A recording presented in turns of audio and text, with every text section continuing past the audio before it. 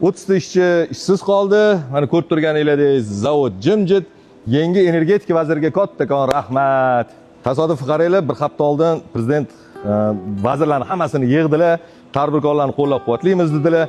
Ertasiga yangi energetika vaziri qo'yildi. Bu yo'g'iga biz ham o'yladik, yaxshi bo'ladi. Mana bir hafta ichida har xil chora tadbirlar olib kelaring, tadbirkorlarni qo'llalaring dedilar.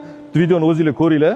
Bir hafta ichida tizimidagi byurokratiyani qisqartirish, jarima to'lov va yig'imlarni keskin kamaytirish, biznes muhitini yanada yaxshilash bo'yicha takliflarni administratsiyaga kiritsin. O'zim o'qiyman. Har bir taklifni birma-bir o'qib chiqaman. Bir hafta ichida bizga tadbirkorlarni qo'llab-quvvatlashga chora-tadbirlar qilib olib kirib berlaring. Biz hammasini o'zim o'qib tekshiraman deyilyapti.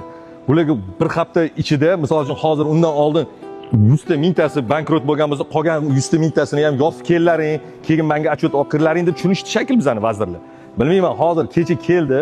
Hech qanaqa hey yo be yo, chisla 30-chisla, na oy oxiri, na shot faktura, na kelishdi yo gazni mashincha pul to'laysan, bo'lmasa gazingni kesamiz.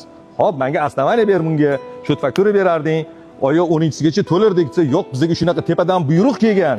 Hozir seni kesaman, bo'lmasa meni ishdan bo'shatib turadi deb, keyin inspektorga seni ham bola chaqang bor, ertaga ishsiz qolmagin, kessang kesa qol, o'chirsang o'chira qol dedik.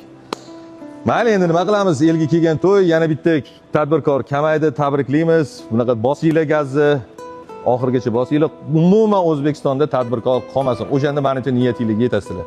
Hurmatli hamyurtlar, shu videoni iloji boricha maksimal qo'lingizdan kelgancha poddershka qilib tarqatinglar. Repost deydimi, mening uchun aqlim yetmaydi. Qo'lingizdan kelgancha tarqatinglar, kerakli joylarga yetib borsin.